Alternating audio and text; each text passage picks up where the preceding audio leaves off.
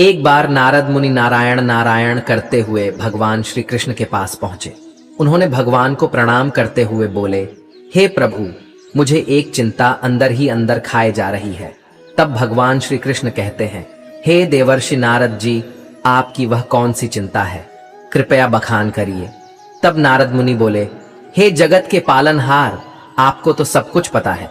मेरी चिंता का कारण यह है कि स्त्री और पुरुष विशेष इन दो रचनाओं में सबसे ज्यादा सुंदर कौन है, पुरुष या स्त्री। मित्रों, भगवान श्री कृष्ण मुस्कुराते हुए कहते हैं, हे नारद जी, आप निश्चिंत रहिए। आपकी यह समस्या मैं अभी दूर कर देता हूं, लेकिन उसके लिए आपको एक कथा सुननी होगी। अगर आप इस कथा को पूरा सुन लेते हैं तो आपको आपके प्रश्न का उत्तर मिल जाएगा। तब नारद जी बोले, ठीक है प्रभु, मैं इस कथा को ध्यान से पूरा सुनूंगा। तब श्री कृष्ण बोले, जो इस कथा को पूरा सुनेगा मैं उसके 10 अपराध माफ कर देता हूं।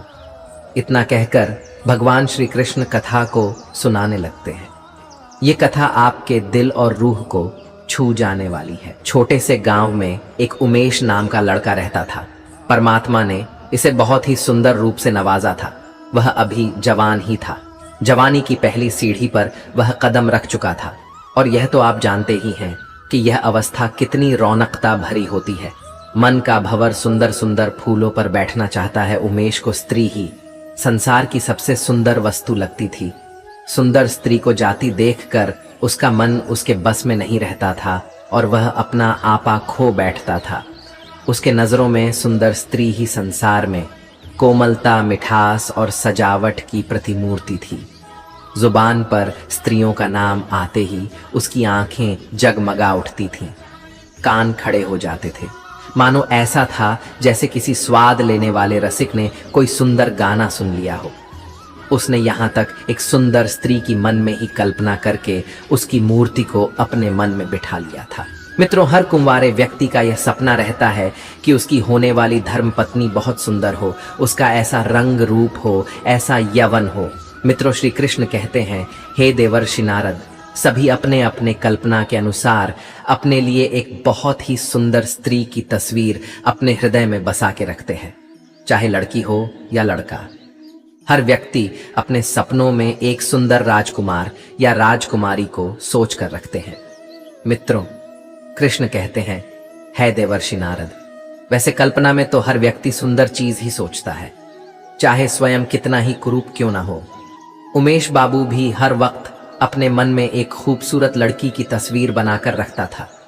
सोचता था कि मेरी होने वाली धर्मपत्नी बहुत सुंदर होगी। उसका कोमल बदन बिल्कुल फूलों की तरह ही होगा, कोयल जैसी बोली होगी, हिरनी जैसी आंखें होंगी, चांद की तरह उसका सुंदर मुख होगा। उसके पूरे शरीर का ढांचा एकदम मन को मोह कर देने वाला होगा। इस तरह वह अपनी जीवन संगिनी के बारे में कल्पना करते रहता था। मित्रों, धीरे धीरे वह वक्त भी आ गया। स्कूल शिक्षा पूरी हो गई और अब उनके लिए रिश्ते भी आने लगे। एक दिन उमेश बाबू के मामा उनके लिए एक रिश्ता लेकर आए और शादी तय हो गई। उमेश बाबू ने अपने घर वालों से कहते हैं कि मैं पहले लड़की को देखना चाहता हूं। यदि मुझे लड़की पसंद होगी तभी मैं विवाह करने के लिए राजी हूंगा। तब उनके मामा ने कहा, बेटा, लड़की के तरफ से तुम बेफिक्र हो, जाओ, लड़की हमने देखी हुई है। लड़की हकीकत में काफी ज्यादा सुंदर है। मामा के मुख से लड़की की प्रशंसा सुनकर उमेश बाबू को लगा, चलो, यदि अगर मामा कहते हैं तो लड़की जरूर खूबसूरत ही होगी। और फिर उमेश बाबू ने शादी के लिए हाँ बोल दिया। मित्रों, कृष्ण कहते हैं, है देवर्षि नारद, जब विवाह का शुभ मुहूर्त आया तब उमेश बाबू बड़े धूमधाम से बारात लेकर आए और दुल्हन भी आभूषण से सजे मंडप पर आई। उमेश बाबू की नजरें दुल्हन की ओर थीं। उसे घूंघट में चेहरा तो दिखा नहीं, मगर हाथ पैर की उंगली दिखाई दे रही थी। मेहंदी से सजे हाथ पैर बहुत गोरे और सुंदर लग रहे थे। उसे देखकर उमेश बाबू अपने मन में फूले नहीं समा रहे थे। वह सोचने लगे कि जब दुल्हन की हाथ पैर की उंगलियां इतनी सुंदर हैं तो दुल्हन कितनी सुंदर होगी। अब विवाह का कार्यक्रम संपन्न हुआ। वधू की विदाई हुई। डोली में बैठकर दुल्हन ससुराल जाने को चली। उमेश बाबू की खुशियां बढ़ती चली जा रही थीं। वह यह सोच रहे थे कि काश एक बार दुल्हन का चेहरा देखने को मिल जाता तो इच्छा पूरी हो जाती। चलते चलते रास्ते में कहारों ने जब पालकी रोकी और जलपान करने में लग गए इतने में उमेश बाबू को मौका मिल गया। वह चुपके से पालकी के पास गया और जब दुल्हन अपना घूंघट हटाकर पालकी से बाहर झांक रही थी और तभी उमेश की निगाह दुल्हन के चेहरे को देखती है। चेहरा देखकर उमेश को ऐसा महसूस हुआ जैसे चोरों ने उनका सब कुछ लूट लिया हो।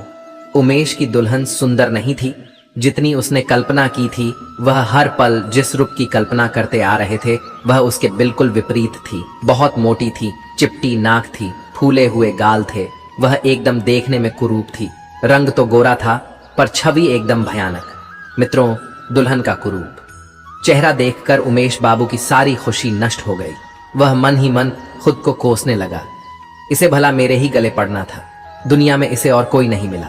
मित्रों, श्री कृष्ण कहते हैं, हे देवर्षि नारद, उमेश को अपने मामा पर बहुत गुस्सा आ रहा था जिन्होंने लड़की की तारीफों के पुल बांधकर उसे शादी के लिए राजी किया था।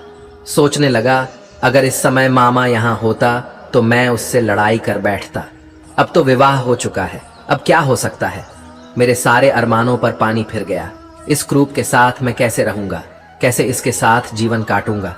इसे तो देखने से ही घृणा होती है। ऐसी भयानक रूप वाली स्त्रियां भी दुनिया में मौजूद हैं। मुझे तो आज पता चला, हे भगवान, क्या तुम्हें मेरे ही ऊपर यह संकट गिराना था। दुनिया में कितनी सुंदर सुंदर मुख वाली स्त्रियां हैं, लेकिन आप मेरे लिए इसी कुरूप को ढूंढ कर रखे थे। उमेश अपनी ही किस्मत को कोस रहा था। उमेश को ऐसा लग रहा था जैसे उसने विवाह नहीं किया, बल्कि जैसे नर्क में घुस गया हो। घर पहुंचकर उमेश ने अपनी पत्नी को खूब खरी खोटी सुनाई, मामा को खूब फटकारा, अपने माँ बाप से झगड़ने लगा। जब इतने पर भी गुस्सा शांत नहीं हुआ तो घर छोड़कर कहीं भागने का विचार बनाने लगा। उसे अपनी पत्नी पर गुस्सा भी आता और दया भी आता। इस बेचारी का क्या दोष है, इसने तो जबरदस्ती मुझसे विवाह नहीं किया, लेकिन यह दया भाव भी उनके मन से घृणा को नहीं हटा सका। वह जैसे ही अपनी पत्नी को देखता था उसका मन घृणा से भर जाता। पत्नी अपने पति को रिझाने के लिए नए नए काम करती थी, अच्छे से अच्छे कपड़े पहनती थी, तरह तरह से बालों को बांधती थी, घंटों शीशे के सामने खड़े होकर अपना श्रृंगार करती थी, लेकिन वह उमेश बाबू के मन में कोई परिवर्तन नहीं ला सकी। वह दिल से चाहती थी कि मैं पति को प्रसन्न करूं, उनकी सेवा करूं, उनके मन की घृणा को खत्म कर दूं। वह अपने पति को प्रसन्न करने के लिए मौका खोजती थी, लेकिन पति को उसके रूप रंग से इतनी नफरत थी कि वह हमेशा अपनी पत्नी के नजरों से बच के घूमते थे। और अगर कभी आमना सामना हो भी जाता तो उमेश के मुंह से ऐसी जली कटी बातें निकलती थी कि वह बेचारी रोती हुई चली जाती। मित्रों, श्री कृष्ण कहते हैं, हे देवर्षि नारद, एक लड़की अपने सभी सगे संबंधियों को छोड़कर अपने पति के घर आती है, और यदि वह भी पत्नी को भाव ना दे तो उस बेचारी का मन कैसे लगेगा, कैसे वह अकेले अपना जीवन काटेगी। यही हाल उमेश बाबू की पत्नी का था। वह अपने आप को दर्पण में देखकर खूब रोती थी। वह अपने मन की बात भी कहे तो किसे कहती, हमेशा अपने आप को कोसती थी। उधर उमेश 8-8 दिन तक घर पर नहीं आता था। मित्रों, जब उमेश बाबू दूसरी स्त्रियों को देखता तो उसका मन अंदर ही अंदर रोने लगता था। मित्रों, श्री कृष्ण कहते हैं, हे देवर्षि नारद, वो इस परिस्थितियों में अपना मन लगाने लगा। वह यह भूल जाना चाहता था कि उसका विवाह हो चुका है। उधर बेचारी उसकी मासूम सी पत्नी घर में बैठी अपने पति के दर्शन के लिए तरसती थी, लेकिन उमेश ने घर पर आना ही छोड़ रखा था।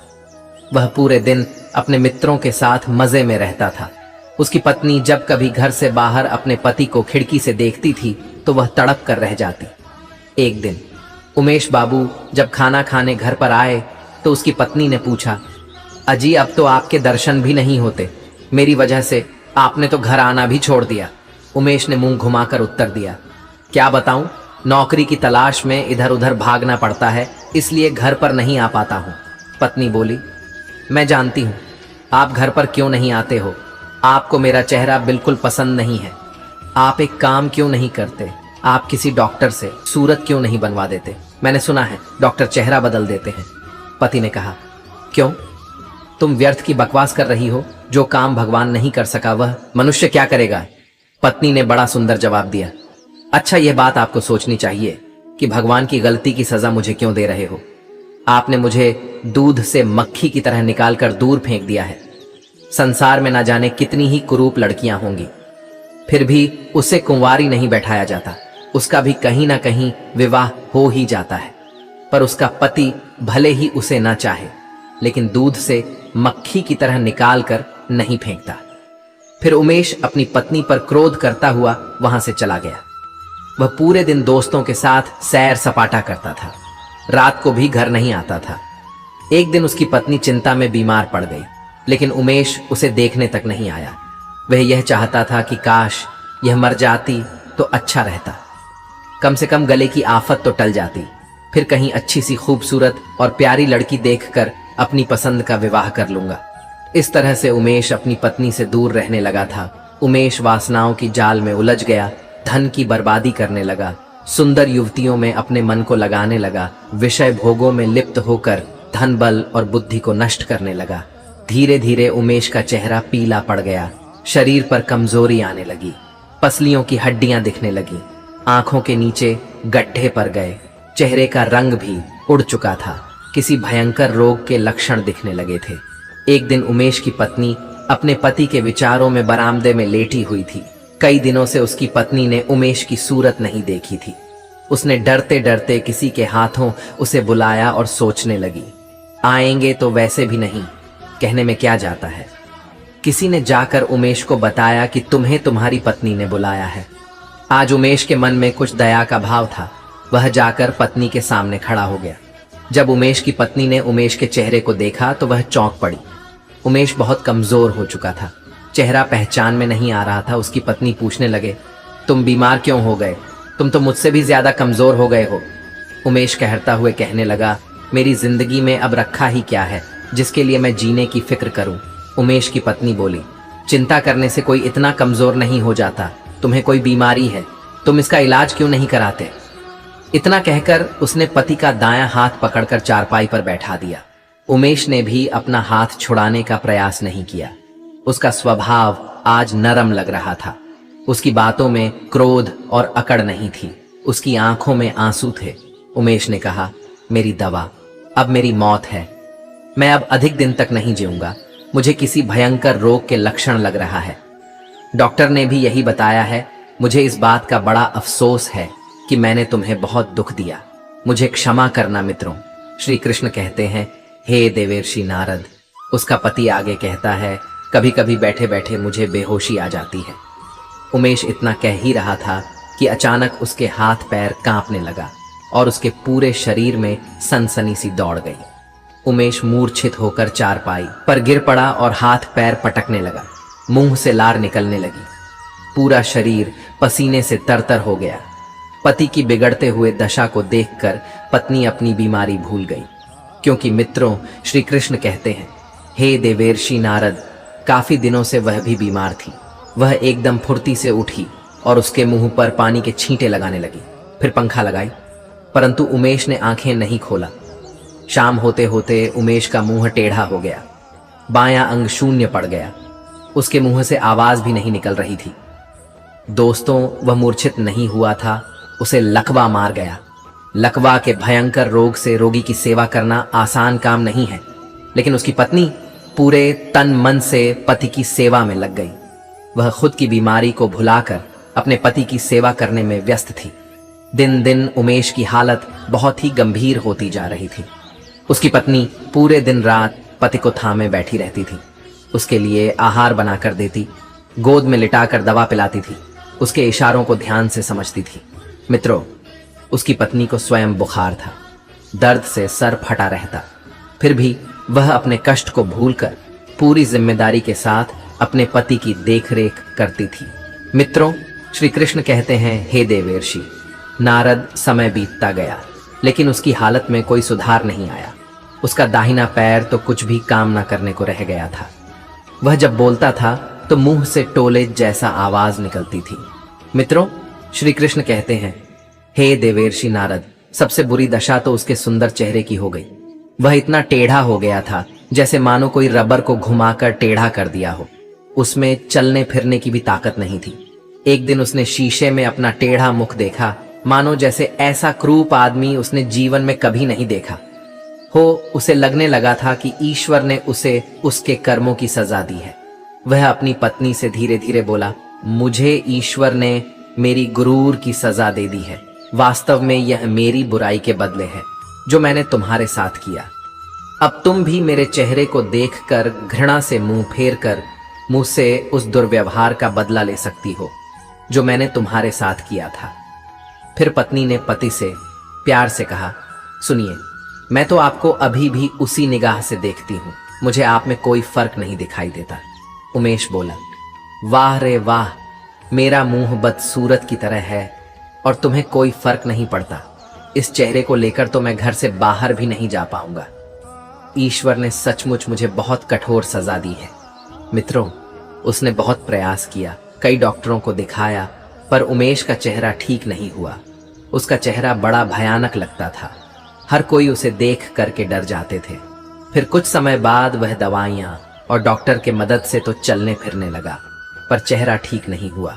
मित्रों, पत्नी ने मां देवी से मन्नत मांगी थी कि मेरे पति अगर चलने फिरने लगे तो मैं देवी मां की पूजा करूंगी।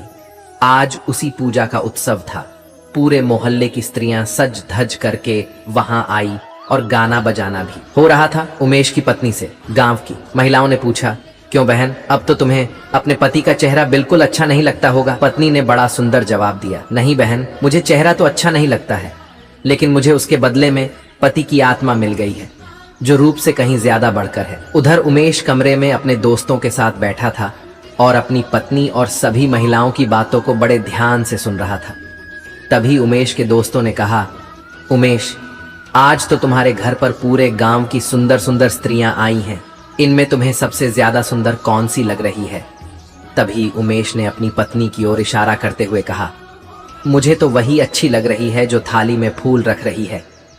सभी दोस्त कहने लगे, अरे भाई, लगता है तुम्हारी सूरत क्या बिगड़ी, अब तो तुम्हारी नजर भी बिगड़ गई है। उसके दोस्तों ने कहा, मुझे तो सबसे ज्यादा बदसूरत वही मालूम पड़ रही है। तब उमेश ने जवाब दिया, भाई, तुम्हें वह बदसूरत इसलिए लग रही है क्योंकि तुम उसका शरीर देख रहे हो और मुझे अच्छी इसलिए लग रही क्योंकि मैं उसकी आत्मा देख रहा हूं। मित्रों, श्री कृष्ण कहते हैं, हे देवर्षि नारद, प्यार दिल से होती है, ना कि चेहरे और सुंदरता से। प्यार उसे कहते हैं जो आपके बुरे से बुरे समय में आपका साथ दे, जैसे उमेश की पत्नी ने अपने पति का साथ दिया। मित्रों, ईश्वर ने हमें जिस विशेष गुण से नवाजा है उसका उपयोग जन कल्याण के लिए होना चाहिए, ना कि अभिमान के लिए।